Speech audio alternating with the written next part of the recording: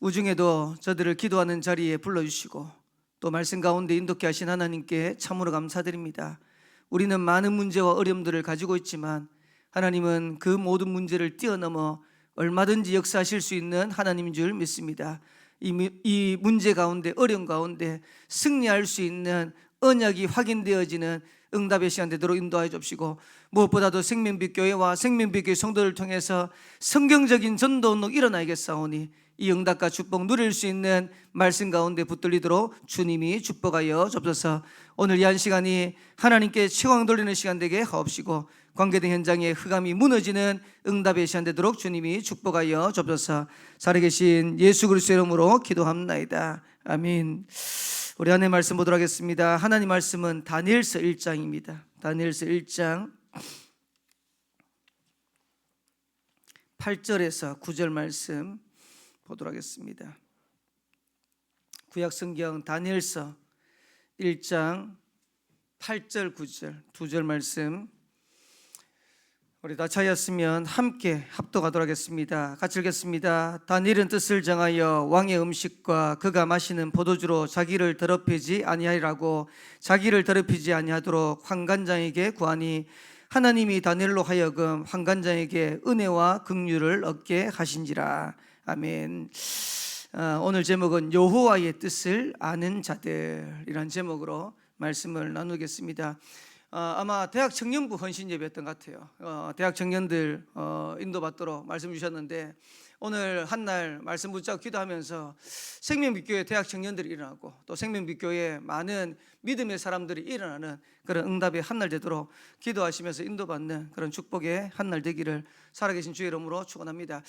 저는 감사한 거는 이번에 이제 우리 체육대회를 했는데 청년들이 일어나면 좋겠다 이렇게 하는데, 많은 청년들이 헌신하고 같이 참여하고 인도받고 하나님이 앞으로 우리 교회 대학 청년들을 어떻게 세워갈지 기대가 되고 마음들이 그런 것 같아요.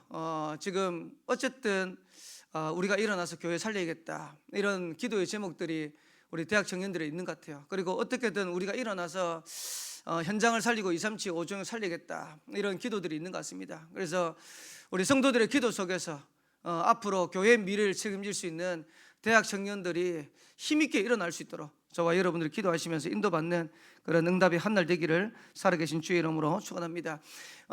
우리가 서론의 세 가지는 꼭 기억해야 됩니다. 뭘 기억해야 되냐니까, 우리가 예배 드릴 때 말씀 받을 때 어떤 일이 일어나느냐. 창세기 18장 17절에 보니까 하나님이 아브라함에게 이렇게 말씀하고 있습니다. 내가 하려는 것을 아브라함에게 숨기겠느냐. 저와 여러분들이 하나님의 자녀가 맞고 전도자가 맞다면 하나님은 반드시 예배 때마다 말씀을 주시게 되어 있습니다. 그러면 저와 여러분들이 이 말씀 언약 붙잡고 기도하고 인도받으면 반드시 승리하겠죠. 어제 화요 이제 237 화요제자 훈련을 다녀왔는데 237 화요제자 훈련 이를 받으면서 제가 어떤 생각이 들냐니까, 5월달은 이제 가정을 두고 기도하고 이제 캠프하고 인도받았는데 6월달부터는 이제 본격적으로 우리 렘넌트 현장 또 후대 현장을 두고 기도하면서 인도받아야겠다 생각하는데, 거기에 대한 메시지를 다 주시는 거예요. 그럼 모르겠습니다. 다른 사람은 어떻게 느낄지 모르겠지만 저 혼자 착각입니다. 하나님 우리 교회에 대한 길을 아시고 현장을 아시고 정확하게 말씀 주시네라는 생각이 들더라고요. 그러니까 무슨 말이냐니까, 저와 여러분들이 하나님의 자녀가 맞고 전도자가 맞으면 저와 여러분 가야 될 현장을 두고 하나님은 말씀 주시게 돼 있어요. 그러면 저와 여러분들이 예배 때 어떤 기대가 됩니까? 오늘도 한 주간을 두고 하나님께서 말씀을 주시겠구나. 오늘도 이 아침에 오늘 하루 현장을 두고 하나님의 말씀을 주시겠구나. 그러면 저와 여러분들이 이 말씀 받으면 승리하는 겁니다. 그러면서 서론에 기억하셔야 될 것, 문제 왔을 때 어떻게 합니까? 많은 사람들이 문제 왔을 때 실패라고 생각합니다. 근데 성경의 믿음의 사람들, 성경의 렘넌트들은 문제 왔을 때 실패라고 보지 않았습니다. 문제 왔을 때 어떻게 생각했냐? 당연한 것이 옳게 왔구나. 그러면서 하나님이 필요해서 주셨구나. 그러면 거기에 하나님의 절대 계획이 뭔가, 그걸 찾은 거예요. 많은 사람들이 착각합니다. 문제기 때문에, 이것 때문에 죽겠구나. 안 죽습니다. 하나님의 자녀는 반드시 승리하게 되어 있습니다. 그래서 저와 여러분들이 거기에 착각만 안 하면 되는데, 믿음이 없으니까, 우리가 복음이 확신하지 않으니까 자꾸 흔들리는 거예요. 문제 왔을 때 저와 여러분들이 그것 때문에 실패하는 것이 아니고 하나님은 그걸 통해서 하나님의 축복된 계획을 이루려고 확신되어집니다. 그러면 응답 왔을 때는 어떡합니까? 많은 사람들이 응답 왔을 때 성공이라 보는데 진짜 믿음의 사람들은 성공이라고 보지 않는 거예요. 과정이다. 하나님이 내가 세계복음 하는데, 우리가 세계복음 하는데 걸어가야 될 걸음에 과정으로 주신 것이다. 그러면 절대로 그만하지 않겠죠. 그것 때문에 어깨 힘들어하지 않겠죠.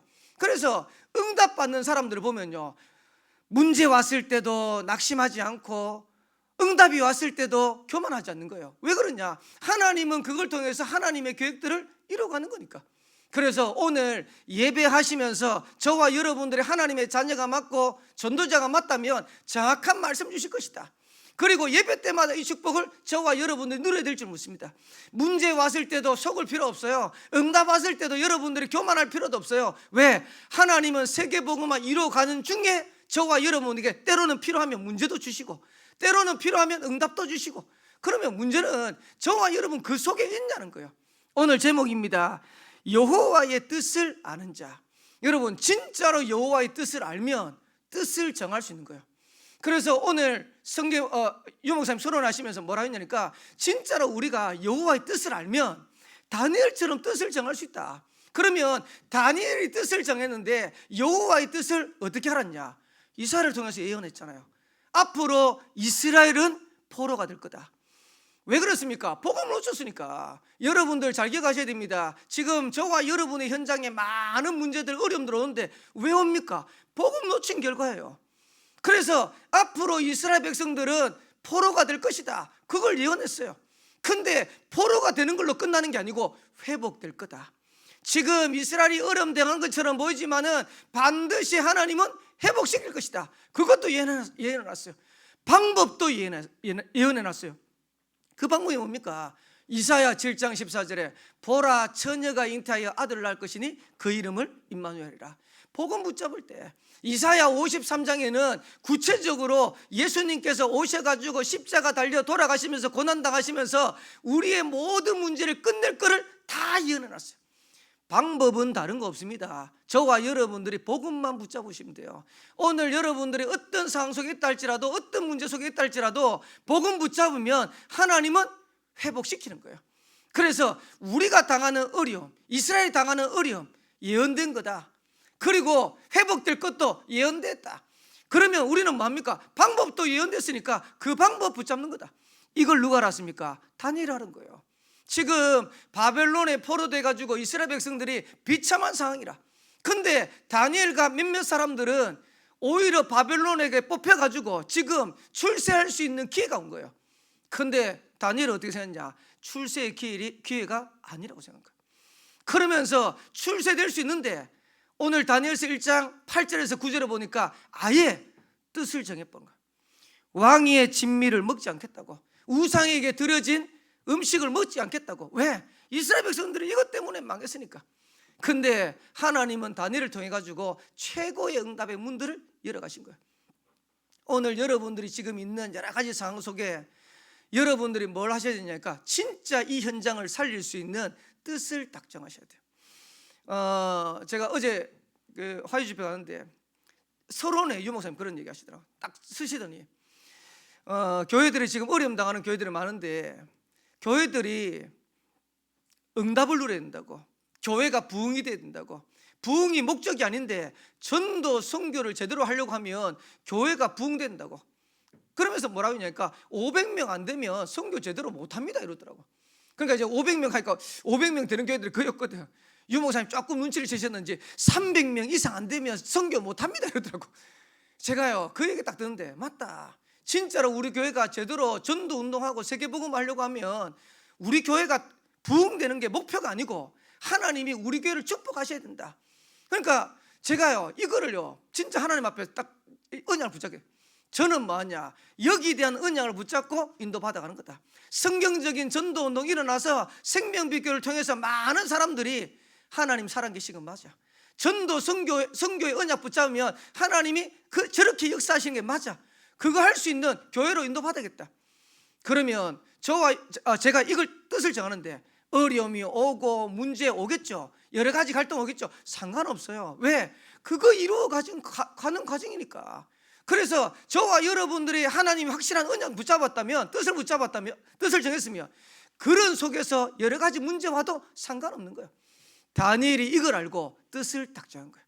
오늘 저와 여러분들이 많은 문제 속에 어려운 가운데 거기에 속지 말고 하나님이 하실 일이 분명하기 때문에 뜻을 정하는 것이다. 왜? 뜻을 아니까. 뜻을 아는 사람은 뜻을 정할 수 있는 겁니다. 그래서 오늘 저와 여러분들이 이 축복을 회복하고 누리는 최고의 응답 한 날 되기를 살아계신 주의 이름으로 축원합니다. 그러면 응답될 거니까 뭐 준비해야 됩니까? 세 가지. 첫 번째입니다. 과거를 절대 발판으로 만드세요. 여러분의 과거 실패 절대 아닙니다. 그래서 그것을 발판으로 만드는 겁니다. 과거를 300% 만드는 겁니다. 그러면 과거를 300% 만들려고 하면 어떻게 됩니까? 이사야 6장 1절에 13절에 보좌의 능력으로 무장해야 돼요. 이사야 7장 14절에 복음의 능력으로 무장해야 돼요. 이사야 40장 6절에 31절에 말씀의 능력으로 무장해야 돼요.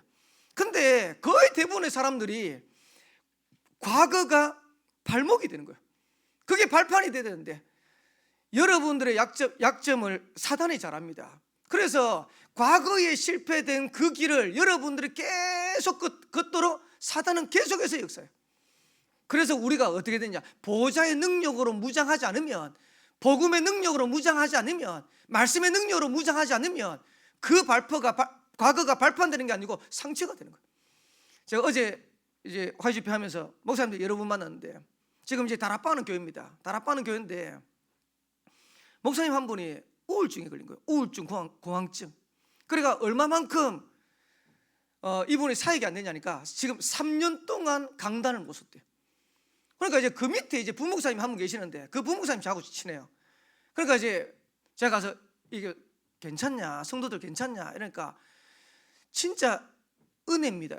3년 동안 담임 목사님이 강단을 안 섰는데 성도들이 거기 영향을 안 받는다는 거예요.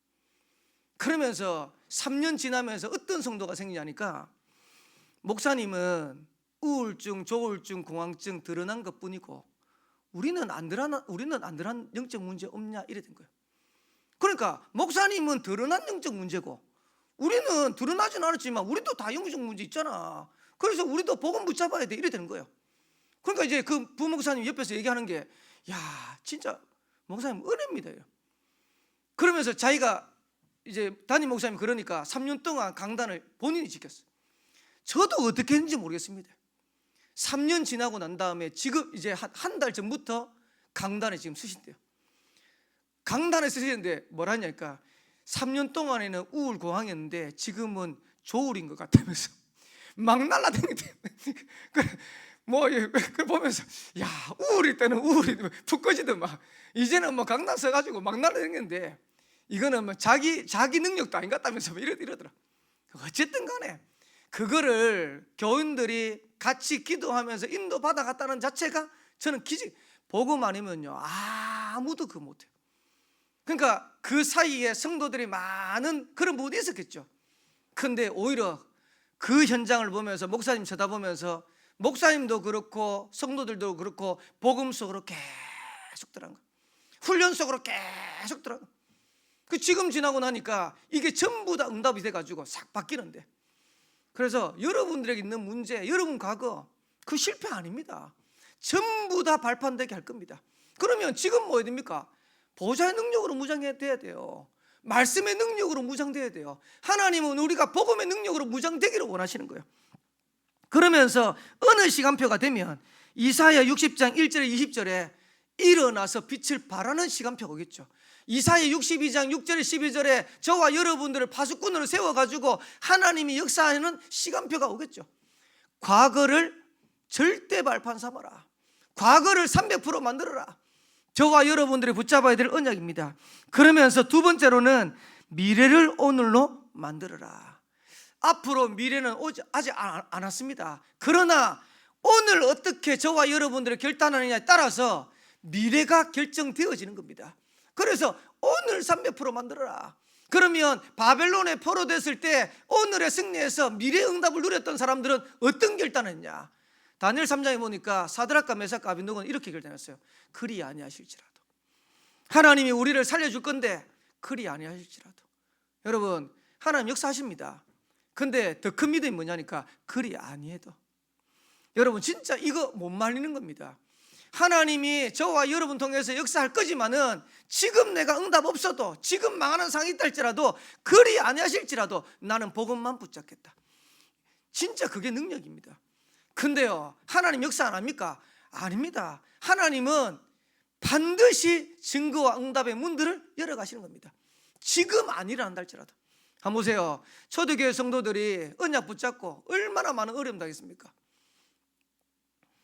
300년 넘는 시간을 지나고 난 이후에, 거의 300년이죠. 지나고 난 이후에 하나님이 초대교회를 역전시키는데 오히려 로마가 기독교를 국교화했어요. 근데 그 기간 동안 초대교회는 전혀 흔들리지 않은 겁니다. 하나님이 주시는 언약 붙잡고 기도하면서 오늘을 미래로 만들어라. 다니엘서 6장 10절에 보니까 왕의 조서에 의인이 찍힌 걸 알고도,